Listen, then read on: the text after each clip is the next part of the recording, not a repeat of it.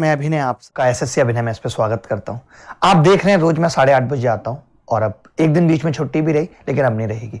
और अब top 25 questions हम एक झटके में करेंगे। मैं ऐसे बोलूंगा, क्वेश्चन नंबर 1 आपकी स्क्रीन पे होगा। आपको वीडियो रोकनी है, आप चाहें तो रोक सकते हैं, ना चाहे तो ना रोकें, लेकिन आपको 25 सवाल वो करने हैं जो आपके पेपर में आएंगे। मैं चाहता हूं आपको सिलेक्शन तक पहुंचाना। मैं चाहता हूं कि आप गणित के अंदर बहुत समय ना खराब करें।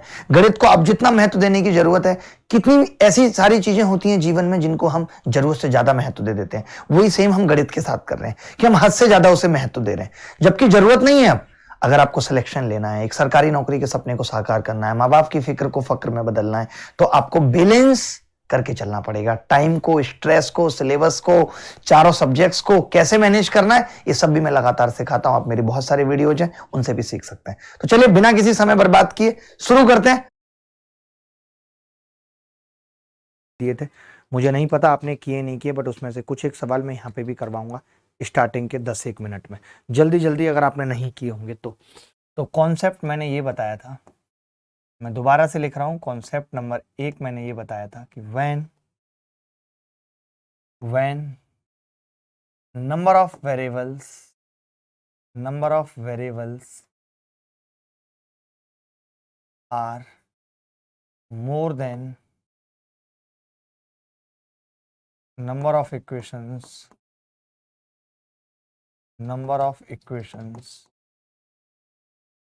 when number of variables are more than number of equations, then all extra variables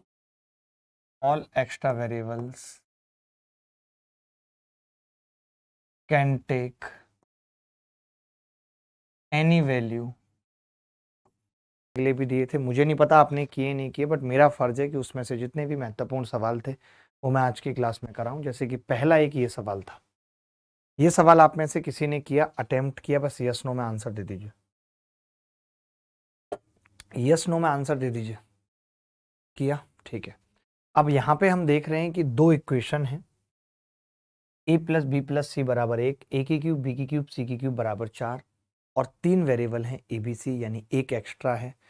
एक एक्स्ट्रा का मतलब क्या है कि मैं उसे अपनी मर्जी से कुछ भी मान सकता हूं। तो मैंने पूछा 0 ले सकता हूं, सबसे पहले शुरुआत 0 से होगी। आपने कहा हाँ ले सकते हैं। इस बात का ध्यान रखना है, जब भी हम किसी वेरिएबल को 0 लेते हैं तो हमें इस चीज का ध्यान रखना पड़ेगा कि उसके बाद सवाल इनफाइनाइट ना बन जाए, 0/0 फॉर्म ना बन जाए, ये ना हो, बस ये चीज ना हो। c बराबर 0, तो c बराबर 0 का मतलब क्या हो गया कि a प्लस बी कितना आ गया 1, ए की क्यूब प्लस बी की क्यूब कितना आ गया 4, ठीक है। अब c अगर मैंने 0 कर दिया तो मुझसे पूछा क्या है 1/a 1/b प्लस 1/ab, ये मुझसे पूछा है, ठीक है। मैंने कहा जो मुझसे पूछा है क्या मैं एलसीएम ले सकता हूं, तभी एक बच्चा बोला जी बिल्कुल ले सकते हैं। ए बी आपने एलसीएम ले लिया, b प्लस a प्लस 1। आप में से कितने लोग हैं जिनको a प्लस बी की वैल्यू पता है? एक मैंने यहां रख दी, एक यहां रखने पे कितना आ जाएगा 2/ab, यानी अब अगर ए बी पता लग जाए तो बात बन सकती है। अगर ए बी पता लग जाए तो बात बन सकती है। ए बी कैसे पता लगेगा, आप सबको मैं रटा चुका हूं, करा चुका हूं कि ए की क्यूब बी की क्यूब क्या होती है, ए प्लस बी की होल क्यूब माइनस 3ab ए प्लस बी, ये पढ़ा चुका हूं या नहीं आप ही बताइए। तो 4 बराबर ए प्लस बी की क्यूब 1 माइनस 3ab। ये सवाल एक बार देख लीजिए कि ये सवाल आपके हिसाब से ठीक है या नहीं है, जेन्युइन है या नहीं। ये सवाल, ये विद अनोटेशन भी मिलेगी। अच्छा, मैंने देखा कि ये सवाल जब पूछा गया है, इतना घटिया सवाल है, तो हम n की ऐसी क्या वैल्यू माने, क्योंकि m की मानने में फायदा नहीं है, क्योंकि n की मानेंगे तो फायदा मिलेगा। मैंने n को 1 मान लिया, 1 मान सकता हूं, तो आपने कहा हाँ n को 1 मान लीजिए। जब मैंने n को 1 माना तो 1 से 1 कट गया, m कितना आ गया, m 3 आ गया। अब रख देते हैं यहां पे 1/2, m की क्यूब करूंगा 27, m 3 × 9 = 54 प्लस 12 × 6 = 72 माइनस 8 बटे 1 माइनस 1, यही होगा 1/2। 27 में से 54 जाएगा, माइनस का 27, माइनस का 27 और 8 कितने होंगे 35, और 35 72 में से घटेगा तो कितना होगा भाई 37। 37 माइनस 1 36 को आधा करेंगे 18 उत्तर आना चाहिए। ऑप्शन में है 18 नहीं, मुझे लग रहा है सवाल गलत है, सवाल गलत है। अच्छा 12 तिया 36 होगा यहाँ पे, सॉरी मैंने गलत किया है। 12 तिया 36 माइनस 8 है भैया। अगर 36 माइनस 8 है तो ये 27 यहाँ पे बच गया। एक एक माइनस एक जीरो आ जाएगा, तब तो जीरो आ रहा है बच्चों का, जीरो आ रहा है सबका जी। कोई बात नहीं, कैलकुलेशन मैंने जानबूझ के रॉन्ग की, मैं देखना चाहता था कि बच्चों का ध्यान कितना है। sec की पावर 4x, जैसे आप पता है यहाँ पे एक चीज समझ में आ रही है कि यार ये sec की पावर जो 4x है और इसके साथ ये जो 2 sec स्क्वायर x है, तो अगर हमें यहाँ से 1 मिल जाए तो हम स्क्वायर बना सकते हैं। बोलो बना सकते हैं। और ये कोसेक की पावर 4x है माइनस 2 कोसेक स्क्वायर x है, और यहां से भी 1 मिल जाए तो स्क्वायर बना सकते हैं 63/8। देखना अब आप सोच रहे हो कि आपने 2 1 जोड़ दिए तो कुछ होगा नहीं, मैंने एक 1 जोड़ा है और एक घटाया है, वो तो माइनस कॉमन लेने के बाद दिख रहा होगा, है या नहीं। तो ये सेक स्क्वायर एक्स माइनस 1 का होल स्क्वायर बन जाएगा, जिसको मैं 10 स्क्वायर एक्स लिख सकता हूं, 10 की पावर 4x। ऐसे ये सिमिलरली माइनस कॉट की पावर 4x बराबर 8 माइनस 1/8। तो यहां से 10 की पावर 4x 8 दिख रही है, तो 10 स्क्वायर एक्स कितना दिखेगा, √8। मैंने यहां रख दिया √8, और वो उल्टा है तो 1/√8, तो 8 और 1 9/√8 यानी 2√2। यही उत्तर आ गया। क्या आपने इतनी कम लाइनों में इस सवाल का उत्तर निकाला? क्या आपने इतनी कम लाइनों में इस सवाल का उत्तर निकाला? मैं जानना चाहता हूं, इतनी कम लाइनों में बोलो भाई। सेक की power 4x minus 2 sec square x plus 1 minus cosec की power 4x minus 2 cosec square x plus 1, तो ये सेक स्क्वायर एक्स माइनस 1 का होल स्क्वायर हो गया, जिसको मैंने 10 स्क्वायर एक्स लिख दिया, और 10 स्क्वायर एक्स का होल स्क्वायर 10 की पावर 4x बराबर माइनस कॉट की पावर 4x बराबर 63/8 को 8 माइनस 1/8 लिख लिया, क्योंकि ये x माइनस 1/x की फॉर्म थी। तो 10 की पावर 4x बराबर आ गया 8, 10 स्क्वायर एक्स आ गया √8। ये सवाल देख लो, गुब्बारे की छाया वाला, अच्छा सवाल है, प्लीज इसको कर लो जल्दी से। पूजा आय हाय पूजा, आय हाय पूजा, हाय हाय नदी की सतह से, आय हाय पूजा नदी पे कंकर मार रही है, ठहरे हुए पानी में कंकर ना मार पूजा, तेरे मन में हलचल सी हो जाएगी।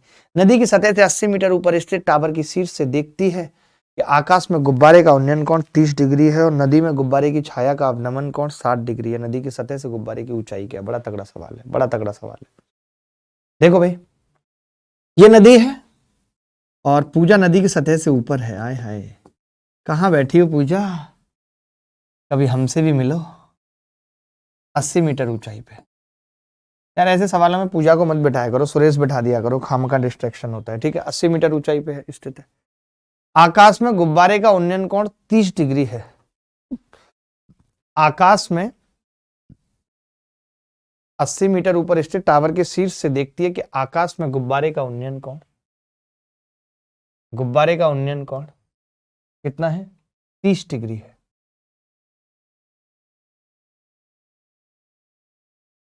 30 डिग्री है। और नदी में गुब्बारे की छाया का अवनमन कोण, अब देखिए क्या होगा कि यहां तक अगर गुब्बारे की हाइट थी और ये नदी थी, तो आपको मालूम है इतना नीचे ही गुब्बारे की छाया होगी। ये छाया है, इन्होंने बोल दिया जी ये कोण 60 डिग्री है। चित्र बताओ पहले, समझ में आया कि नहीं आया? ये इमेज है गुब्बारे की, प्रतिबिंब जिसको कहते हैं। पानी में इमेज दिख रही है ना, क्योंकि ये नदी की सतह है। दिस इज द नदी की सतह। क्लियर है? यहां तक चित्र समझ में आ गया? चित्र समझ में आ गया? ये नदी थी, नदी से 80 मीटर ऊंचाई पे पूजा, आए हाय पूजा तो लिखी नहीं हमने, पूजा, ठीक है। तो यहां से ये गुब्बारे का उन्नयन कोण देख रही थी 30 डिग्री था, और फिर उसकी इमेज हमने देखी। तो यहां पे आपको एक बात क्लियर होनी चाहिए कि ए, बी और सी, फिजिक्स के हिसाब से आपको ये क्लियर होना चाहिए कि ए बी बराबर बी सी होगा। ये बताओ पहले, जितना गुब्बारा नदी के ऊपर है, जितना गुब्बारा नदी के ऊपर है उतना नीचे, ठीक है। चलो अब आप एक चीज देखो कि अगर हम ये कहें कि ये 30 डिग्री है तो हम ये कह सकते हैं कि भैया ये 1 तो ये √3 होगा। ये बात मानते हो कि नहीं? ये सही है, 1 और √3, 1 और √3 मानते हो?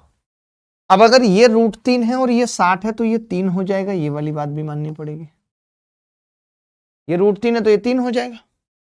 बोलो। अब मैंने कहा कि ये 3 और ऊपर 1 टोटल 4 है, टोटल 4 है, इट मींस कि ये 2-2 होंगे दोनों। बोलो, अगर टोटल 4 है तो ये 2-2 होंगे। बोलो दोस्त, अगर ये 2-2 हैं इसका मतलब ये भी 1 है, यहां से यहां तक, है या नहीं? और इस 1 की वैल्यू सवाल में कितनी है? 80 मीटर है। और हमसे नदी से सतह के गुब्बारे की दूरी पूछ रहा है, यानी ये पूछ रहा है, तो 2 की वैल्यू पूछ रहा है 160 मीटर। क्या गलत है? क्या गलत है दोस्त? अच्छा क्वेश्चन है ये, थोड़ा एक्सप्लेन कर लेते हैं इसको। मैंने कहा नदी की सतह से 80 मीटर की दूरी से पूजा कुमारी देखती है कि एक गुब्बारे का उन्नयन कोण 30 डिग्री है, वही गुब्बारे की इमेज का अवनमन कोण पूजा की आंख से 60 डिग्री है। तो बताइए कि गुब्बारा नदी की सतह से कितनी ऊंचाई पर उड़ रहा है? हमने कहा यह 30 डिग्री है, 1 से √3 हो गया, 1 से √3 हो गया, ठीक है। अब ये 60 डिग्री है तो ये √3 तो ये 3 हो गया, तो पूरी दूरी आ गई 3 + 1 4, यानी 2 नीचे और 2 ऊपर। कैसे आ गई? 2 नीचे और 2 ऊपर। अब आप ही बताइए कि अगर 2 नीचे और 2 ऊपर है तो यहां से 2 ऊपर है, यानी 1 ये और 1 ये, तो ये 1 80 था, तो ये वाला 1 भी 80, टोटल 2 निकालना था, 80 80 160 आ। ये सवाल देखना, एसएससी फेज आईएक्स में आया। आपको ये सवाल मैं इसलिए दिखा रहा हूं आज पहली क्लास में, ऐसा नहीं कि मैं ऐसे सवाल कराऊंगा, मैं सवालों का लेवल बहुत ऊपर तक लेके जाऊंगा, बट ऐसे सवाल इसलिए जरूरी हैं कि आपको आइडिया रहे कि हाल फिलहाल पेपर में सवाल पूछे किस तरीके के जा रहे हैं। एक त्रिभुजाकार पार्क का क्षेत्रफल जिसकी भुजाएं 160, 300 और 34 मीटर है, तो मैं देख पा रहा हूं 0 से 0 काट के कि 8, 15, 17 यानी ट्रिपलेट बन रहा है। आपने 3 सवाल लगातार देखे और वो तीनों सवाल ट्रिपलेट पे हैं, तो इससे क्या आइडिया रहता है, पेपर में जैसे सवाल देखेंगे तुरंत समझ जाएंगे अरे कहीं ट्रिपलेट तो नहीं बन रहा है, और तुरंत करने लगेंगे सवाल, ठीक है। तो आपने देखा एक त्रिभुजाकार पार्क का क्षेत्रफल जिसकी भुजाएं 160, 300 और 340 हैं, एक वृत्ताकार पार्क का क्षेत्रफल इतने हैं। तो वृत्ताकार पार्क का परिमाप क्या है? ओहो, तो देखिए पहले मैं त्रिभुज का क्षेत्रफल निकाल रहा हूं, half into base into height, 160 into 300 बराबर एक वृत्ताकार पार्क के क्षेत्रफल का, यानी πr² का 22 चौक 88 और 17 105, 105 ही होगा ना, नहीं 22 चौक 88 और 17 105/22। तो मैंने देखा मित्र कि मैं अगर पाई की वैल्यू रख लेता हूं, यहाँ पे इसको काटता हूं, पहले 80 बार कटेगा, 80 बार, और ये पाई हटा के मैंने यहाँ 22/7 कर लिया इसकी जगह, तो 22 से 22 कट गया, 7 से ये 15 बार कट जाएगा और 15 से ये 20 बार कट जाएगा। तो मैं देख पा रहा हूं कि r² 1600 आ रहा है, यानी r 40 है। और अगर r 40 है तो सवाल में पूछ क्या रहा है हमसे? अब हमसे क्या पूछ रहा था? परिमाप पूछ रहा है। परिमाप मतलब 2πr, तो 2 गुणा 3.14 इंटू 40, 80 की गुणा करेंगे 3.14 से, तो देखिए 80 या 240 एक साथ लिख लिया करिए, प्लस 14 अट्ठे 112 अगर करेंगे तो 11.2 ये हो गया, यानी कितना आ गया? 251.2। कैलकुलेशन थोड़ी फास्ट करनी पड़ेगी, कैलकुलेशन फास्ट करनी पड़ेगी तभी बात बनेगी। मैंने कैसे किया? मैंने पाई को 3.14 रख दिया, 80 गुणा 3.14, 80 से गुणा कर लिया सीधे 240, 14 अट्ठे 112, तो 11.2 ये हो गया, 251.2 उत्तर आ गया। क्या ये सवाल मुश्किल है? जिस तरीके के सवाल पेपर में आ रहे हैं 2D में अगर आएंगे तो आप कर पाएंगे या नहीं, मुझे बता दीजिए।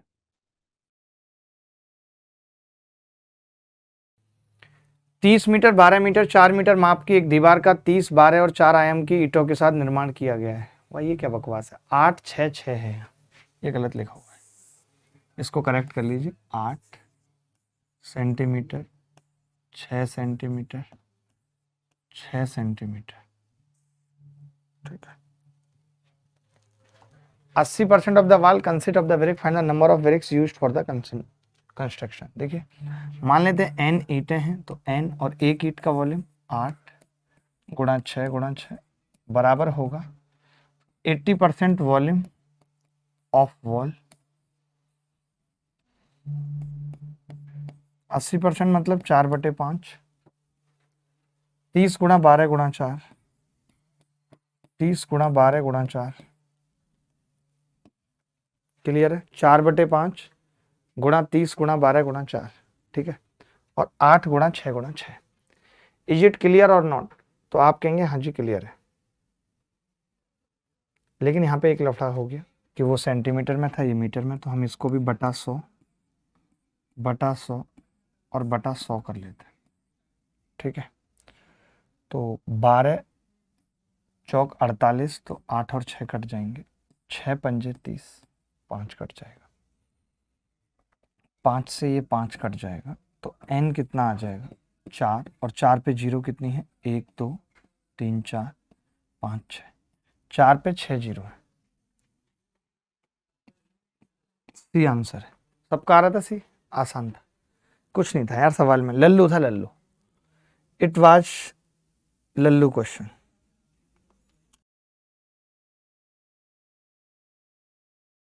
ये थोड़ा सा बड़ा लग रहा है, इसको देख लीजिए, सीजीएल 2021 में आया था, जल्दी से बता दीजिए इसका उत्तर। सक्रिय चतुर्भुज ABCD की भुजाएं, ये तो पहले बहुत आते थे ऐसे सवाल, आगे भी आ सकते हैं, यहाँ पे बढ़ाने की बात करता है, इसको इधर बढ़ाया उसको उधर बढ़ाया, तो ये बनना बड़ा मुश्किल हो जाता है, मेरे से तो ये कमबख्त बनता ही नहीं है। मैं तो क्या करता हूँ, पहले बनाता हूँ त्रिभुज और इसी में से बना दूंगा फिर, ये लो भाई बन गया। अब बनाऊंगा वृत्त, नहीं तो ये चित्र ही नहीं बनता किसी। बन गया, बनेगा ही अब तो। अब इन्होंने कहा है कि AB और DC आगे बढ़ाई गई, AB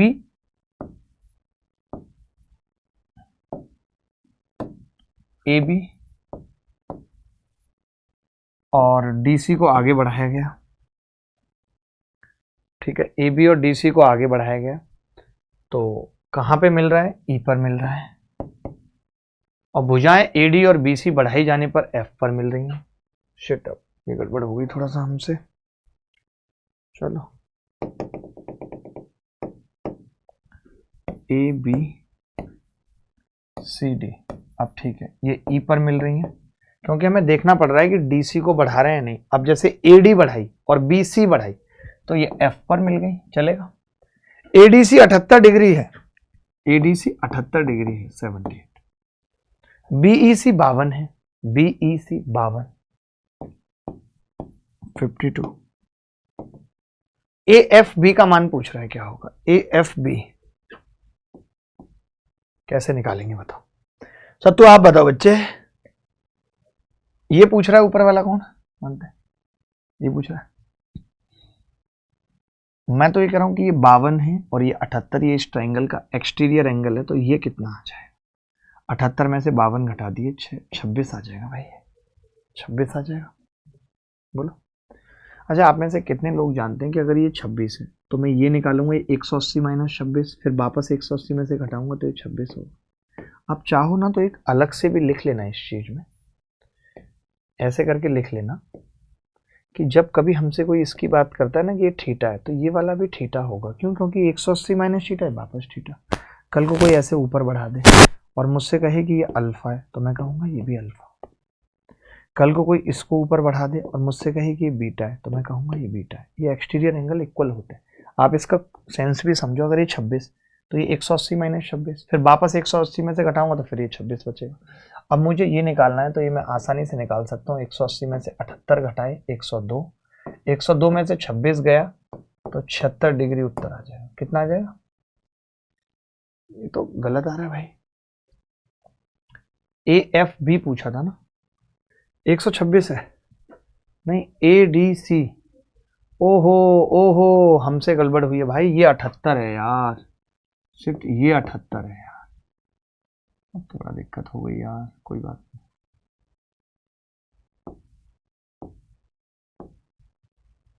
ये 78 था, ये 52 था, तो हमें निकालना क्या था फिर, हाँ भाई, ये था 78 और ये था 52। तो मैं कह रहा था कि शॉर्टकट से ही निकाले ना, इतना लंबा अब इसको क्यों करें, पहले ही गड़बड़ हो गई, एक मिस्टेक तो पहले ही हो गई, अब नहीं होनी चाहिए।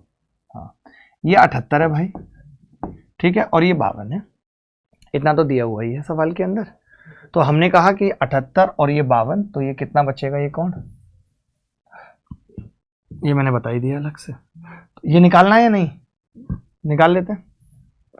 78 और 52 कितने हो गए, 180 माइनस 78 माइनस 52 कितना आएगा, 50। तो ये 50 आ गया, ये 50 आ गया, ठीक है। अब हमें क्या निकालना है भाई, ये 50 है, तो अब C 50 हो जाएगा एक्सटीरियर से, ये कह सकते हैं कि नहीं। और ये 78 है, तो ये इसका एक्सटीरियर है, तो 78 माइनस 50 बराबर कितना होगा, 28।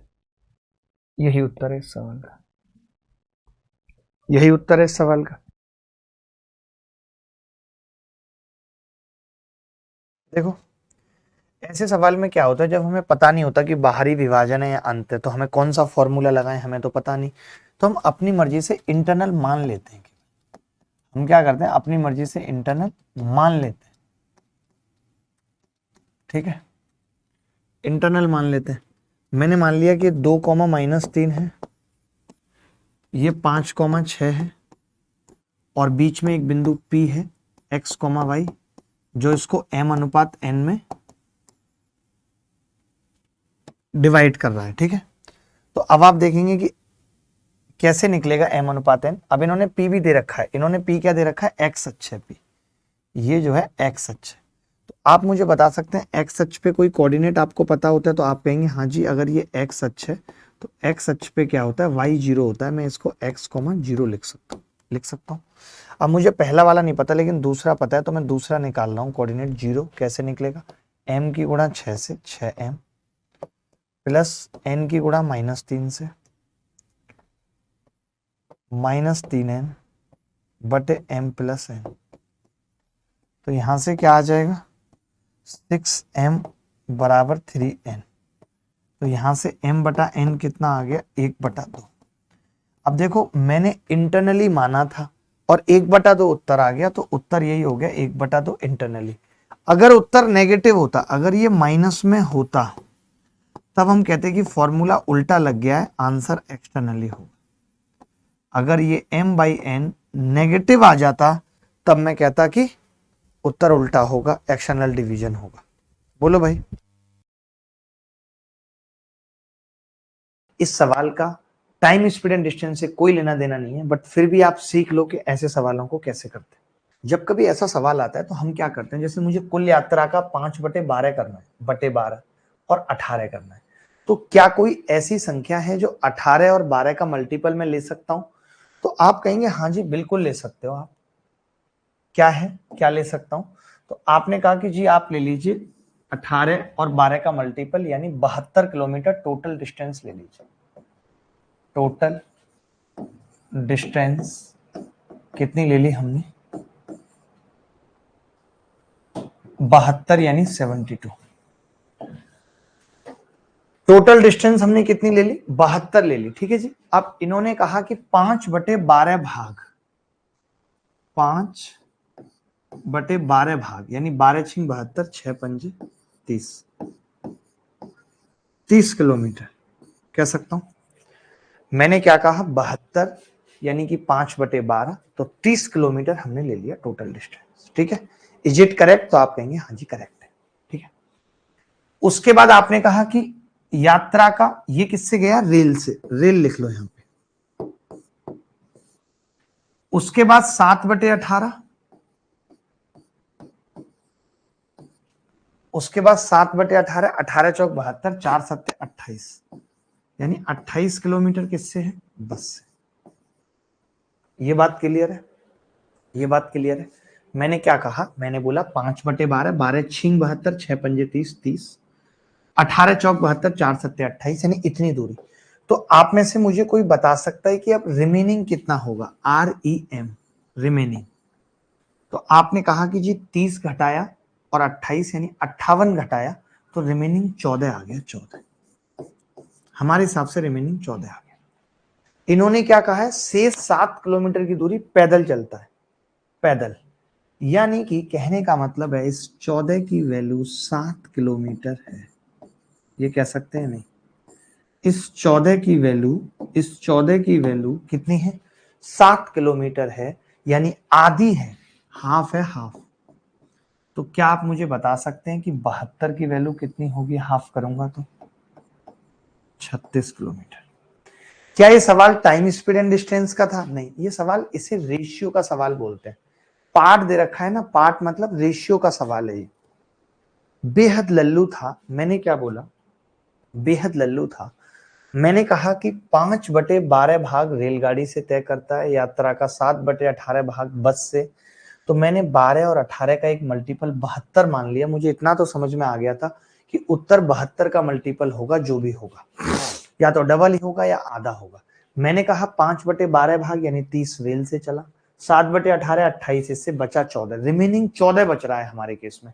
सवाल में रिमेनिंग कितना था, 7, यानी हमारा 14 सवाल के 7 के बराबर है, आधे के बराबर है। तो हमने जो 72 माना था वो सवाल के 36 के बराबर होगा। 36 इज द करेक्ट आंसर। बोलो। अच्छा, एक चीज और हमने गड़बड़ की यहाँ पे, कि जो हमने 72 लिया, 12 और 18 का मल्टीपल हम 36 भी ले सकते थे। कई बच्चे सोच रहे होंगे मैंने क्यों नहीं लिया, तो बता देता हूं। उसमें होता क्या ना, जो बच्चे नए हैं, तब यहाँ पे 7 बच जाता, यहाँ पे 7 बच जाता। वो फिर पता है क्या कहते, अच्छा 7 ही बचेगा, 7 7 है। उनको फिर कंफ्यूजन हो जाती। मैंने जानबूझ के 72 लिया ताकि मैं उनको बता पाऊं कि हाँ 7 नहीं बचेगा, यहाँ तो 14 भी बच सकता है या 21 भी। आपको देखना पड़ेगा कि उसकी वैल्यू 7 है। अगर मैं यहाँ डायरेक्ट 7 ले लेता तो लड़के ये कहते आपने तो आंसर आपको पता था, इसलिए आपने पहले ही मान लिया। तो उस वजह से मैंने 72 लिया। बात क्लियर है? आप 36 भी ले सकते थे। मैं ये कह रहा हूं, इन्होंने कहा है एक कार 1.8 घंटे में 144 किलोमीटर की दूरी तय कर सकती थी। जब इसकी गति में 20% की वृद्धि हुई तो कितने समय में दुगनी दूरी तय करेगी? अब की बार मामला आ गया दुगनी दूरी का। तो पहले आप मुझे बताओ कि स्पीड को अगर आप 20% बढ़ा रहे हो का मतलब क्या है? 1/5। तो आप ये कह सकते हो कि जी, मैं ये कह सकता हूं कि स्पीड की अगर आप बात कर रहे हो तो स्पीड 5 से 6 कर रहे हो, यही कर रहे हो। बात क्लियर है? 1/5 यानी स्पीड 5 से 6 कर रहे हो। अगर स्पीड 5 से 6 कर रहे हो तो टाइम कितना लगेगा? 6 से 5 लगेगा, मानते हो? स्पीड अगर 5 से 6 कर रहे हो तो टाइम कितना लगेगा? 6 से 5। लेकिन एक चीज समझना, एक चीज प्लीज ध्यान से समझना, पहले 6 लगता था, ठीक है भाई, अब 5 लगेगा। लेकिन आपको तो पता है ना कि आप दुगनी डिस्टेंस की बात कर रहे हो तो 10 लगेगा। अब क्यों 10 लगेगा? डबल डिस्टेंस, ये पहले। तो पहले वाला जो टाइम है वो 1.8 है, यानी 6 तिया 18.3। तो 10 से 0.3 की गुणा करेंगे, 3 घंटे उत्तर। समझ आ गया नहीं? 144 का कोई यूज नहीं था, कोई यूज 144 का नहीं करना था। मैं इतनी सी छोटी बात कह रहा हूं। मैंने कहा जब आप किसी की स्पीड 20% बढ़ा रहे हो, 20% का मतलब 1/5, यानी आप 5 से 6 कर रहे हो तो टाइम लगेगा 6 से 5। अगर डिस्टेंस सेम है, यानी पहले 6 तो अब 5, लेकिन आप डिस्टेंस डबल चल रहे हो तो फिर 5 के बजाय कितना लगेगा? 10। तो 6 की वैल्यू दे रखी थी 1.8, यानी 1 की 0.3, 0.3 से 10 से गुणा किया तो 3 उत्तर आ गया। मुझे लगता है सबको समझ आ गया होगा। ऐसा शायद ही कोई बच्चा होगा जिसको ना समझ आया हो। ये सवाल देखेंगे, ये सवाल आप जब तक, पता है, ये चीज नहीं आएगी ना आपके दिमाग में कि ये सवाल ऐसे पेपर में आया और हम कर पा रहे हैं, तब तक ना वो फील आएगा नहीं आपको। मैं बताऊं, चलिए मैं बताता हूं। हमने निकाल दिया, देखो। अब मैं, पता है, बस इतनी सी बात कह रहा हूं। मैं ये कह रहा हूं आपसे कि ए 25 दिन में किसी काम को करता है और बी 20 दिन में, दोनों ने साथ मिलकर किया। 4 दिन के बाद बी ने छोड़ दिया। तो मैं ये पूछना चाहता हूं कि बी उन 4 दिनों में कितना काम करेगा। तो आपने कहा 4/20 करेगा, यानी 1/5 काम करेगा। ये बात सबको रास आई? हर जगह एलसीएम नहीं लेना, आप समझो। आप आगे देखोगे कि बिना एलसीएम के हम कितने बड़े बड़े सवाल कर दे रहे हैं, ठीक है। मैंने कहा कि बी पूरे काम को 20 दिन में करता है, एक दिन में 1/20 काम करेगा, 4 दिन में 4/20, तो 1/5 काम हो जाएगा। 1/5 काम हो जाएगा। बोलो होगा कि नहीं? अरे बोलो बोलो, होगा कि नहीं होगा? ठीक है, अब बच गया ए के पास, ए के पास कितना बच गया? तो आप कहेंगे 4/5 काम बच गया। ए पूरे काम को 25 दिनों में करता है, ए पूरे काम को 25 दिनों में करता है, तो 4/5 गुणा 25, 20 दिन तक ए ने काम किया है। ए ने अगर काम 20 दिन तक किया, इसका मतलब पूरा काम 20 दिन में खत्म हुआ है। कोई शिकायत है तो बताओ, कोई शिकायत है तो बताओ मुझे। एलसीएम मेथड अच्छा होगा, कभी fraction method, depend upon the database. तो मैं इसीलिए दोनों चीजें सिखाते हुए चल रहा हूं कि तुम एलसीएम भी सीखो। मैंने 2 सवालों पे एलसीएम फोकस किया, आपने समझा नहीं? देखो मैं फिर बता देता हूं। हमने एलसीएम लिया, ए किसी काम को 25 दिन में कर रहा है, ए किसी काम को 25 दिन में, वहीं बी उस काम को 20 दिन में कर रहा है। एलसीएम कितना आ गया? 100, 25 चौका 100 और 20 पंजे 100, 25 चौका 100 और 20 पंजे 100। तो मैंने क्या कहा कि ये 25 दिन में करता है कोई काम, 25 चौका 100 और 20 पंजे 100। डायरी लेके भी बैठना, ठीक है। अब इन्होंने कहा कि भाई दोनों ने साथ मिलके काम किया, 4 दिन बाद बी ने छोड़ दिया। तो मैं ये पूछना चाह रहा हूं कि ए प्लस बी दोनों ने मिलके कितने दिनों तक किया? 4 दिन तक। 4 दिन में कितना कर लेंगे? 4 और 5 9 चौक 36 काम कर लेंगे। एक तरीका ये भी, इसमें भी 2 तरीके हैं। अब जो बचा हुआ काम है वो ए खत्म करेगा, और बचा हुआ काम है कितना? 64। ए करता कितना है? 4, तो 16 दिन में कर लेगा। लेकिन अब इसने 4 दिन यहां पे भी कर लिया था और 16 दिन यहां, तो टोटल अगर ए की बात करूं तो वो 20 दिन करेगा। टोटल काम खत्म होने में 20 दिन लगे। एक तरीका ये। आप ये भी कर सकते थे, आप खाली बी का निकालते 4 दिन का। यहां पे मैं कोपचे में एक बात और लिख रहा हूं कि आप खाली इतना भी कर सकते थे कि बी का निकालते 4 दिन का बस। तो बी 4 दिन में कितना कर लेता? 20 काम कर लेता। तो फिर बचा हुआ तो पूरा ए ने ही करा है 80, और 4 के हिसाब से 20 दिन में कर लिया होगा, वही 20 आंसर आ गया। ये 20 डेज हैं और ये 20 वर्क है। बोलो भाई। ए बी का 120% है और बी सी का 65% है। यदि ए बी और सी का योग 121 सही 1/2 है, तो 2c माइनस 4b प्लस ए का मान क्या है? इन्होंने कहा है कि ए बी का 120% है, तो ए और बी का कितना है? 120%, यानी 120/100। 0 से 0 कट गया। मैं ये कह सकता हूं कि ए बाई बी कितना आ रहा है? 6/। देखो भाई, ए कितना आ रहा है? 6 और 5, ठीक है। बी सी का 65% है, बी सी का 65% है, तो 65% का मतलब सी गुणा 13/20, यानी मैं ये कह सकता हूं कि बी बाई सी बराबर 13/20, बी बाई सी बराबर 13/20, ठीक है। यही मैंने कहा, बी बाई सी बराबर 13/20। आपने देखा कि यहाँ पे बी 13 है और यहाँ बी 5 है, तो सेम बनाना पड़ेगा। 13 6 78, 13 पंजे 65, यहाँ 5 से गुणा करनी पड़ेगी, 65/100। सेम बनाना पड़ेगा। अब आप देखो कि अगर मैं इन सारी संख्याओं का सम आपसे पूछता हूं तो कितना होगा, आप बता सकते हैं? अगर मैं एबीसी का अपने हिसाब से सम निकालूं तो कितना आ रहा है? आप देखिए, 178 और 65, 243, बिल्कुल सही है। लेकिन सवाल में यही 243 121.5 है, यानी आधा है। एक की वैल्यू आधी है, ये कह सकता हूं। 243 की वैल्यू 121.5 है, यानी आधी है। और अगर ये आधी है तो 2c कितना होगा? 2c आप मुझे बताइए। तो आपने कहा 2c होगा, जैसे लूसी होती है 200। 4b कितना होगा? 65 दूनी 130 दूनी 260, प्लस a कितना होगा? 78, यानी मुझे पता चल गया कि जी ये 18 जिसकी वैल्यू पूछिए। तो अगर एक की वैल्यू आधी है तो 18 की कितनी होगी पुत्र? 9। यही आंसर। क्या आप निकाल पाए थे? ऐसा कोई सवाल आगे आएगा तो कर पाएंगे? दोबारा बताऊं इस सवाल को या समझ गए?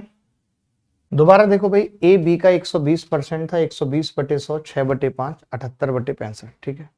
बी सी का 65% था, सी 13/20, 13/20 नहीं भी लिखते तो भी कोई दिक्कत नहीं थी, 100/65 लिख देते। अगर आप चाहते तो ये लाइन लिखते ही नहीं, क्योंकि बाद में गुणा भी करनी पड़ रही है, आप सीधे लिख देते कि b/c 65/100, ताकि हम b को 65 बना पाते। तो इसको 65 बनाए 13 से गुणा करके, तो मुझे पता चला कि a + b + c जो आ रहा है मेरे हिसाब से वो 243 आ रहा है, और जो सवाल पूछा है वो मेरे हिसाब से 18 आ रहा है। लेकिन जो सवाल में दिया है तीनों का जोड़, वो मेरे वाले का आधा था, तो जो मेरा उत्तर आ रहा है मैंने उसको भी आधा कर दिया और 9 बता दिया। एक व्यक्ति अपनी आय का 87.5% खर्च करता है, उसकी आय 59% बढ़ जाती है, उसका खर्च 67% बढ़ जाता है। उसकी बचत में बढ़त या गिरावट की प्रतिशतता ज्ञात करें। जैसे आप देखिए इसमें क्या है, 87.5% खत्म करने का मतलब क्या है, 7/8। अभी परसेंट है तो मैं परसेंट पे ही फोकस करूंगा, तो मैंने मान लिया कि इनकम 8 है और एक्सपेंडिचर 7 है, सेविंग 1 है, तो हम इसको 100, 700 और 800 कर लेंगे। ठीक है। अब उसकी आय में 59% की वृद्धि हो जाती है, 59% की वृद्धि हो जाती है, तो 8 × 72 का 2 हासिल 7, 8 पंजे 40 और 7 47, 472। उसका खर्च 67% बढ़ जाता है, 67% बढ़ जाता है, 7 7 49 का 9 हासिल 4, 7 6 42 और 4 40, 469। ठीक है। उसकी बचत में गिरावट की प्रतिशतता ज्ञात करें। ठीक है। तो हम ये कह सकते हैं कि ये 472 है और ये 469 है, तो कितना है भाई, कोई बता सकता है यहाँ पे? 3% आंसर आ गया। क्या कोई तकलीफ हुई किसी को निकालने में? ये बहुत प्यारा सवाल है भाई। सवाल देखिए प्यारे होने चाहिए, बाकी सब तो होता रहता है, कोई दिक्कत नहीं है, सवाल प्यारे होने चाहिए, मेरा तो यही मानना है। कुछ जीवन में हो ना हो, मैं ये कह रहा हूं, एक पेन एक निश्चित राशि में बेचा गया और 20% की हानि हुई। यदि इसे 12 रुपए अधिक में बेचा जाता तो 30% का लाभ होता। यानी कि 100% अगर कोई चीज है तो पहले 20% का लॉस यानी 80% में बेच रहे थे, फिर 30% का फायदा यानी 130% में बेच रहे।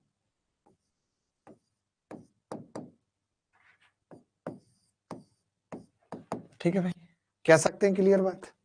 आप कहेंगे हाँ जी। ऐसा कब हो रहा है? जब ये जो 50% है ना,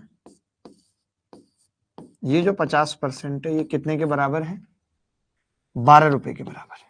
12 रुपए के बराबर, 50% 12 रुपए के बराबर है। क्लियर बात है? अब पता है ये मुझसे क्या कह रहा है? ये कह रहा है कि अगर हमने इसे 4.8 ज्यादा में बेचा, तो कोई मुझे बता सकता है कि 4.8 रुपीज की वैल्यू क्या होगी?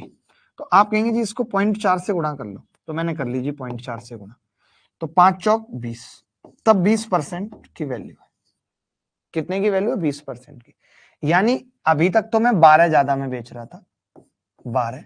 अब अगर मैं 4.8 ज्यादा में बेचूंगा तो सिर्फ ये 20% कवर हो पाएगा, क्योंकि 4.8 की वैल्यू 20% है, तो फिर मुझे नो प्रॉफिट नो लॉस होगा। अगर यहां 22 आ जाता, यहां 22 आ जाता 22, तो मैं कहता 20 तो ये कवर करेगा पहले अपना लॉस, 2% का प्रॉफिट होगा, 2% का प्रॉफिट होगा। अरे भाई आप चाहो तो सीपी की वैल्यू निकाल लो, आप 24 सीपी को कर लो, पहले कितने में बेच रहे थे देख लो। आपने 50% की वैल्यू 12 है, तो 100% की कितनी आ जाएगी? 24। आप 20% के लॉस पर बेच रहे थे, यानी कि आप 4.8 का लॉस। अब आप कह रहे हो कि मैं 4.8 बढ़ा देता हूं इसका प्राइस, तो फिर नो प्रॉफिट नो लॉस। इसका मतलब फिर तो आप 24 में ही बेच रहे हो। बोलो बात क्लियर है कि नहीं?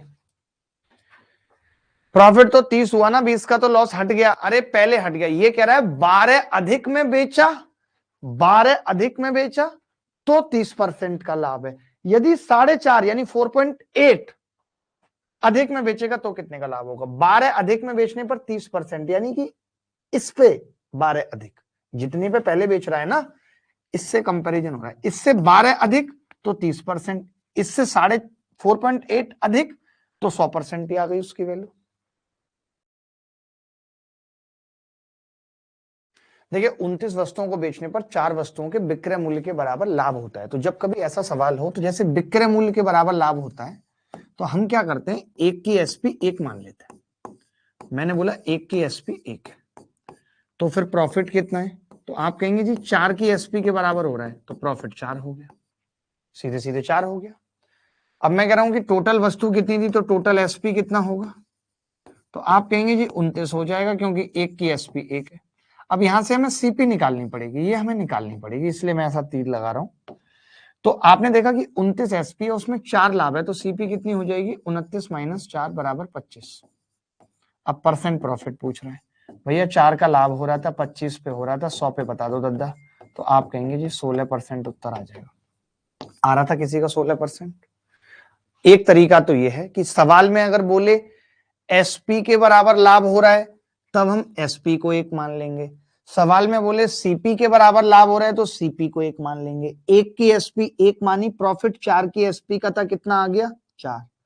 टोटल एसपी कितनी हो गई, 29 आर्टिकल थे तो 29, अब 29 एसपी है, प्रॉफिट 4 है, तो सीपी कितनी होगी 25। 25 पे 4 का लाभ है, 100 पे कितना होगा।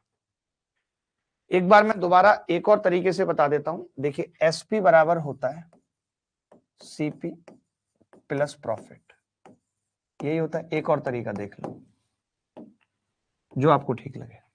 अब आपको पता है 29 आर्टिकल हैं, तो 29 की एसपी, अब 29 आर्टिकल बेचे हैं तो खरीदे भी होंगे, 29 की सीपी प्लस प्रॉफिट कितना है 4 की एसपी का। प्रॉफिट कितने का है 4 की एसपी का, बोलो है या नहीं, प्रॉफिट कितने का है 4 की एसपी का। ठीक है, मैंने कहा कि 4 की एसपी इधर आएगी तो कितने घट के कितने की बचेगी 25 की एसपी और बराबर 29 की सीपी। अब की से की काट लीजिए, तो एसपी बटे सीपी का अनुपात कितना आ रहा है 29 बटे 25। तो यहां से मैं देख पा रहा हूं लाभ 4 का है, 25 पे 100 पे कितने का होगा 16%। That's it. दोनों में से जो तरीका आपको सही लग रहा है आप लगा सकते हैं, सीख सकते हैं, दोनों में से जो ठीक लग रहा है भाई। मैं ये कह रहा हूं एक निश्चित राशि प्रति वर्ष साधारण ब्याज के समान दर पर 5 वर्ष बाद 4600 रुपए हो जाती है। ये कोई राशि है पी, और ये 5 सालों में, थोड़ा मुश्किल सवाल है, 4600 हो जाती, यही लिखा हुआ है। 8 वर्षों के बाद 6000 हो जाती, यानी अगले 3 साल में 6000। मानते हो कि नहीं? पी 5 साल में 4600 और अगले 3 साल में 6000 हो जाती, इतना दिया हुआ है। क्या मैं आपसे जान सकता हूं कि इन 3 सालों में कितना ब्याज मिला? आप कहेंगे जी इन 3 सालों में 1400 रुपए। बड़ा गंदा सवाल है, बदतमीज है ना, गंदा पूछेंगे। 4600 after 5 years, 6000 after 8 years at the same rate of 8 साल के बाद। क्या मैंने सही लिखा है? यहां तक कोई डाउट तो नहीं है किसी को? यहां तक कोई डाउट है किसी को? नहीं, यहां तक किसी को डाउट नहीं। आपने कहा जी 3 साल में अगर इतना ब्याज है तो 5 साल में कितना होगा? 1 साल में निकाला 1400 बटे 3 इंटू 5, ये निकाला इंटू 5 यानी 7000 बटे 3। आप मुझे बता सकते हैं कि प्रिंसिपल कितना आ जाएगा? बता सकते हैं प्रिंसिपल कितना आ जाएगा? तो आप कहेंगे जी मैं 4600 में से घटा देता हूँ, 4600 में से ये ब्याज माइनस कर देता हूँ 7000 बटे 3, तो ये कितना होगा? 3 छिंग 18 का 8, हासिल 1, 3 चौक 12 और 1 13800 माइनस 7000 बटे 3, तो ये कितना आ जाएगा? 6800 बटे 3। कितना आ जाएगा? 6800 बटे 3, 6800 बटे 3। ये बात क्लियर है?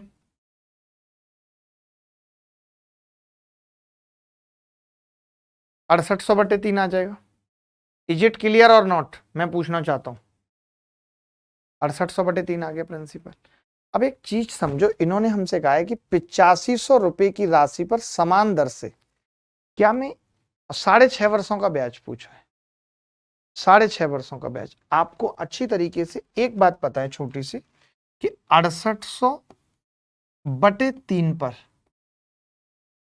कितना मुश्किल सवाल है, एक साल में 1400 बटे 3 ब्याज है या नहीं? एक साल में तो 1400 बटे 3 थी ना, 3 साल में 1400 थी या नहीं थी? अब ये देखो कैलकुलेशन लंबी आ गई तो तुम्हें नानी याद आने लगी। मैं कह रहा हूं 3 से 3 काट दो, काट सकते हो। 6800 पे अगर 1400 ब्याज है, हमें निकालनी कितने पे है? 8500 पे निकालनी है। तो मैंने एक बार 4 से भाग किया तो यहाँ 1700 आया, 4 से भाग किया तो यहाँ 350 आया। अब 8500 पे मुझे एक साल में अगर निकालनी है तो मैं इसको 5 से गुणा कर सकता हूँ, इसको भी 5 से, 35 पंजे 175, 1750। 8500 पर एक साल में 1750 आ गया। लेकिन सवाल में क्या पूछा है? 6.5 साल में पूछा है, यानी कि 6.5 गुणा 1750।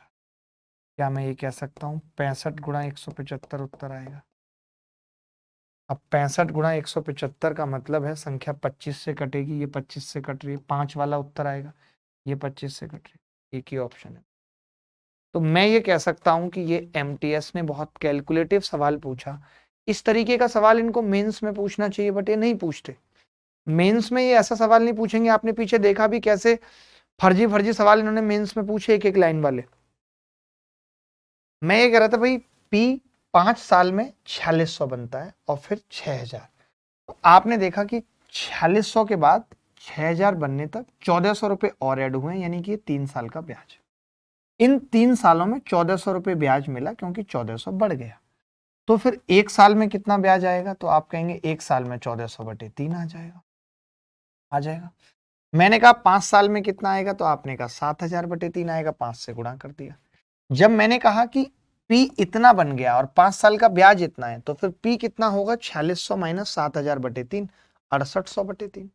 तो मैं समझ गया कि प्रिंसिपल 6800 बटे 3 है और इस प्रिंसिपल पर एक साल में 1400 बटे 3 ब्याज आया है। इस प्रिंसिपल पर 6800 बटे 3, 1400 बटे 3 ब्याज आया, 3 से 3 कट गया, यानी 1700 रुपए पर एक साल में 350 ब्याज है। मुझे 8500 पे चाहिए थी, मैंने इसीलिए 1700 बनाया इसको, ताकि मैं 17 में पंजे 85 कर सकूं और 350 पंजे 1750 कर सकूं। यानी एक साल में 8500 1750 ब्याज देगा, लेकिन हमें 6.5 सालों में चाहिए, 6.5 से गुणा कर दिया। देखो भाई, अब पता है इसमें क्या है, कई बच्चे प्रिंसिपल के पीछे पड़ जाएंगे, हम नहीं पड़ेंगे। क्यों? क्योंकि ये पहले साल का ब्याज है और ये सेकेंड ईयर का ब्याज है। पहले साल का ब्याज और ये फर्स्ट ईयर और ये सेकेंड ईयर का ब्याज, ठीक है। तो मैंने देखा कि ये 11 सही 1/9 का मतलब क्या है? 1/9। तो हमने आपने एक चीज पढ़ी थी, आप दोनों ने हमने पढ़ी थी कि भाई पहले साल के ब्याज और दूसरे साल के ब्याज में 1 का गैप है, यानी 9 से 10 होगा ब्याज। ये बात हुई थी हमारी आपकी। ये मैंने कॉन्सेप्ट पढ़ाया था आपको या नहीं, कि पहले साल अगर 9 ब्याज मिली है तो दूसरे साल कितनी मिलेगी? 10 मिलेगी। करेक्शन भी कर लो, मुझे तो लग रहा है करेक्शन भी करना पड़ेगा, कटेगा नहीं। 560 कर लो, यहाँ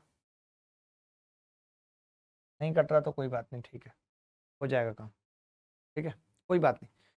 अब मैं ये कह रहा हूं कि अगर दूसरे साल का ब्याज 10 है तो आधे साल का कितना होगा? मैं यहां से 1.5 साल का पूछ रहा हूं। आप कहेंगे 1.5 साल का 9 और प्लस आधे साल का 5, 14 होगा। होगा। सवाल में बेटा 10 की वैल्यू दे रखी है तुम्हें, 10 की वैल्यू दे रखी है 520, 1 की 52 आ गई, 14 की पूछ रहा है। 14 दूनी 28 का 8 हासिल 2, 14 पंजे 70 और 2 72, 728। मैं रिपीट करता हूं, मैंने ये बताया था कि रेट अगर 1/9 है, इसका मतलब 9 से 10 होगा एक साल में। अब वो क्या होगा? वो प्रिंसिपल और अमाउंट भी हो सकता है, या वो ब्याज का रेशियो भी हो सकता है। C2 और C3 का एक साल का गैप है, C3 C4 का, या फिर C1 C2 का। जब जब एक साल का गैप है तो वो कुछ भी हो सकता है। ये बात हमने की थी। मैंने कहा 9 से 10 होने का मतलब पहले साल का ब्याज 9 तो दूसरे साल का 10 होगा। ये बात फैक्ट है। अब मुझे 1.5 साल का ब्याज बताना है, तो मैंने कहा पहला साल तो पूरा आएगा, दूसरे साल के ब्याज का आधा कर दिया क्योंकि 1.5 साल का पूछा है, तो 9 + 5 ये हाफ ले लिया। भाई सेकेंड ईयर में टोटल ब्याज 10 मिल रहा है, सेकेंड ईयर में टोटल ब्याज 10 मिल रहा है और आपको आधे साल का चाहिए, तो आप क्या करोगे? 5 जोड़ दोगे, 14 की वैल्यू पूछ रहा है। One of the best method है, one of the best method. देखिए बड़ा बेहद आसान सा सवाल मैंने पूछा, कि प्रथम 6 अभाज्य संख्याओं का औसत क्या होगा। तो पहली अभाज्य संख्या, ये पता होना बड़ी मुश्किल बात है। तो जो पहली अभाज्य संख्या होती है वो 2 होती है, 2 से शुरुआत होती है, अगली 3, 3 के बाद 5, 5 के बाद 7, 7 के बाद 11, 11 के बाद 13। यही है भाई, 6 संख्याएं लिखनी थी मुझे, 2, 3, 5, 7, 11, 13। पहली 6 अभाज्य संख्याओं का औसत क्या होगा। तो 2, 3, 5, 7, 11, 13। ठीक है, क्लियर है। अब मुझे एवरेज निकालना है। एवरेज, तो एवरेज कैसे निकलता है, सम, यानी कि 2 + 3 + 5 + 7 + 11 + 13 बटे 6, कितना आ जाएगा, 13 × 7 = 20, 5 × 25, 25 × 5 = 30, 11 × 41, 41 बटे 6, पिचंग 36, 6 सही 5 बटे 6। क्या ये सबका औसत आ रहा था, या ऐसा कोई माइका लाल था जिसका नहीं आ रहा था। देयर इज एनीबडी माइका लाल who is unable to do such type of questions, मुझे बता दो। ये सवाल देखिए, कुछ ऐसे सवाल करेंगे मजा आ जाएगा, जल्दी बताइए उत्तर। 3 संख्याओं का योग 116 है, दूसरी संख्या और तीसरी संख्या 9:16 के अनुपात में है, जबकि यह पहली संख्या और तीसरी संख्या 1:4 के अनुपात में है। दूसरी संख्या ज्ञात की। बड़ा प्यारा सवाल है, देखिए दूसरी और तीसरी यानी B/C 9:16 है भाई, 9:16। पहली और तीसरी संख्या यानी A और C। अब देखिए इसमें A और B नहीं है, तो जो तरीका हमने पढ़ा था हम वो नहीं लगा पाएंगे, लेकिन हमें इतना मालूम है कि अगर पहली और तीसरी है तो तीसरी यहाँ 4, यहाँ 16 नहीं हो सकती, सेम होनी चाहिए। तो 4 से गुणा कर लिया, 4:16। ठीक है, 4:16 कर लिया मैंने। A/C क्या है, 4:16, और B/C क्या है, 9:16। ठीक है, तो अब मुझे सारी संख्याओं का अनुपात पता चल गया कि भाई एक संख्या 4, एक संख्या 9 और एक 16, यानी इन सबका सम कितना होगा, 4 + 9 + 16 बराबर 29 होगा, और इस 29 की वैल्यू सवाल में 116 है। एक की कितनी होगी, 4, एक की वैल्यू 4 होगी। अगर एक की वैल्यू 4 है बेटा, तो पूछ रहा है दूसरी संख्या B, 9 की वैल्यू पूछ रहा है। B कितना है, 9, और 9 की वैल्यू कितनी होगी, 36। ये उत्तर है। आ रहा था किसी का, 36 आ रहा था किसी का। 27 किलोग्राम की मिश्र धातु में तावे से जस्ते का अनुपात 2:1 है। यदि x किलोग्राम मिश्र धातु को जस्ता से प्रतिस्थापित कर दिया जाता है तो जस्ता और तावे का अनुपात 1:1 हो जाता है। x का मान ज्ञात कीजिए। बहुत सुंदर सवाल है। अब ये 2 और 1 3 है, और 1 और 1 2 है, तो इसको 2 से गुणा करेंगे और इसको 3 से सेम बनाने के लिए। ठीक है, हमने क्या किया कि हम तावे को ही टोटल मिश्रण मान लेंगे, क्योंकि वो एक ही बार छेड़ा गया है। तावा बराबर टोटल मिश्रण, जो दिया हुआ भी है 27 kg। पहले वाले का 2 से गुणा करेंगे तो ये 4 है तावा, और बाद वाले को 3 से, तो ये 3। मैं ये कह सकता हूं कि ये 4 था और ये 3, यानी आपने 1 निकाल दिया था। 4 की वैल्यू सवाल में 27 kg थी, 1 की 27/4, 4 × 24 6.75 kg। इससे सरल तरीका नहीं हो सकता। किसी ने करा इस सवाल को? ये सवाल बहुत बार पेपर में आया और आगे भी आता रहेगा। ये कह रहा, मान लीजिए AB A≠B 2 अंकों वाली अभाज्य संख्या इस प्रकार है कि BA भी अभाज्य संख्या है। तो शुरू करते हैं 1 से। देखो पहले तो 1 अगर है तो लास्ट में 1 आएगा, उल्टा करने पे अभाज्य हो सकती है, लेकिन हम 11 को नहीं लेंगे क्योंकि इन्होंने मना कर दिया। 1 ≠ 1, यानी शुरुआत होगी 13 से। 13 का उल्टा भी 31 होता है, हो सकती है। ठीक है, 13 के बाद 17 हो सकती है, 17 के बाद 19 नहीं है क्योंकि 91 नहीं होता। अब हम 20 से लेकर के 29 तक नहीं देखेंगे। क्यों नहीं देखेंगे?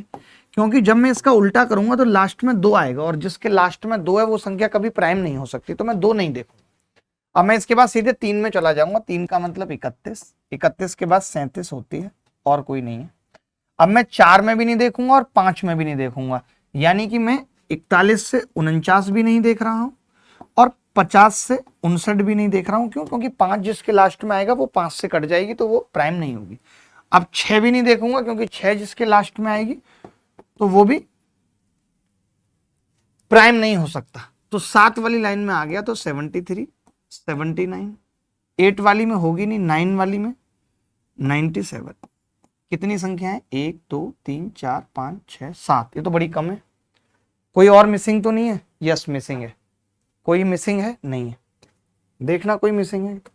देखो 13 वाली लिस्ट में आ गया, 19 नहीं होगी, 20 से 30 हमें देखना नहीं है, 31 और 37 के अलावा कोई नहीं है, और 40 वाले में हम जा नहीं सकते, उल्टा नहीं होगा, 50 में नहीं जा सकते, 60 में नहीं, 70 में गए तो 71 रह गई। 71 मिसिंग है। 71 के बाद 73 और 79 हो गई। अब देख लीजिए, तो अब आप अगर इनका सम निकालते हो तो कितना आ जाएगा भाई? इनका सम आ रहा है 418। अगर ये a not equal to B, और संख्याएं कितनी है? 1 2 3 4 5 6 7 8 संख्याएं ऐसी। अगर ये a not equal to B वाली बात नहीं देता तो फिर हम 11 को भी कंसीडर करते और उस वक्त सम होता 429। बोलो भाई, उस वक्त सम बदल जाता। देखो भाई, a एक प्राकृतिक संख्या है और 7a अगर मैं कॉमन ले लूं तो a प्लस 1 बच जाएगा। अब आपको पता है इन दोनों में से एक संख्या a और a प्लस में से एक इवन होगी और एक ऑड होगी, क्योंकि एक का अंतर है, लगातार संख्या है। अगर लगातार संख्या एक इवन और एक ऑड तो संख्या 7 से भी कटेगी, और अगर एक इवन है तो संख्या 14 से भी कटेगी। तो 7 एंड 14 बोथ है, 21 ओनली की गारंटी नहीं है। 5 या 6 संतरे बने तो उसके पास 3 संतरे बच जाते हैं। इसका मतलब है 5 या 6 से भाग करेंगे तो 3 बचेगा, 8 या 9 से करेंगे तो भी 3 बचेगा। तो 5 से भाग करने पे 3 बचने का मतलब क्या है भाई? कि उसका यूनिट डिजिट या तो 8 होगा या 3 होगा। ये उत्तर नहीं होगा, ये नहीं होगा, या तो ये या तो ये। और 9 से भाग करें तो भी 3 बच रहा है, तो 9 से भाग करने पे इसमें 3 नहीं बच रहा, एक ही ऑप्शन है ए। बात खत्म हो गई। बहुत ध्यान से समझना, बहुत ध्यान से। मैंने कहा कि अगर मैं इन्होंने हमसे y पूछा है ना, y, तो y का संपूरक पूछा है, तो पहले तो मैं ये कह रहा हूं कि त्रिभुज के सारे कोण यानी तीनों कोणों का मान कितना होगा? 180 डिग्री होगा। बोलो होगा या नहीं होगा? 4 और 3 7 और 2 9x, 9x बराबर 180 डिग्री, यानी x कितना होगा? 20 डिग्री। x 20 डिग्री आ गया भाई, ठीक है, x 20 डिग्री। अब आप मुझे बताओ, अगर मैं यहां से y निकालूं तो एक लड़का बोला जी y आपने अभी बताया है, y एक्सटीरियर एंगल होगा इसका और इसका एक्सटीरियर होगा, इसका और इसका, तो कितना हो गया? 6x degree. मानते हैं? तो 6x डिग्री का मतलब हो गया 120 डिग्री। कि y कितना है? 120 डिग्री, ठीक है, 120 डिग्री। y अगर 120 डिग्री है तो अब इसका हमसे सप्लीमेंट्री पूछ रहा है, सप्लीमेंट्री। तो सप्लीमेंट्री ऑफ 120 डिग्री क्या होगा? 180 माइनस 120 बराबर 60 डिग्री। यही उत्तर है, यही उत्तर है। कोई डाउट है तो बताओ। y एक्सटीरियर कैसे होगा? ये बात तो बिल्कुल सही है, y एक्सटीरियर नहीं है, ये दो लाइन पैरेलल हैं भाई, और अगर ये दो लाइन पैरेलल हैं तो ये वाले एंगल और ये वाले एंगल करस्पॉन्डिंग एंगल होंगे। तो आप y बराबर लिख लीजिए, y बराबर लिख लीजिए 4x, और ब्रैकेट में पता है क्या लिख लीजिए? कॉरस्पॉन्डिंग एंगल, या हिंदी में लिख लीजिए संगत कोण। ब्रैकेट में लिख लीजिए संगत कोण।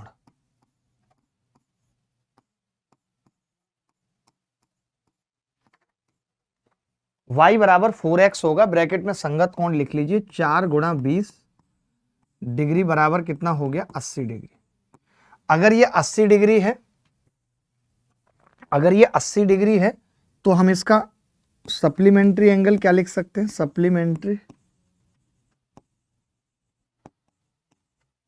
सप्लीमेंट्री ऑफ y बराबर होगा 180 माइनस 80 बराबर 100।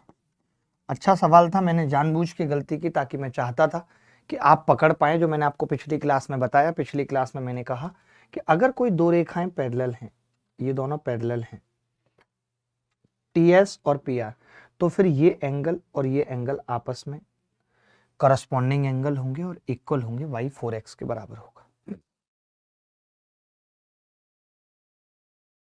त्रिभुज एबीसी में बहुत ध्यान से समझने की जरूरत है। त्रिभुज एबीसी में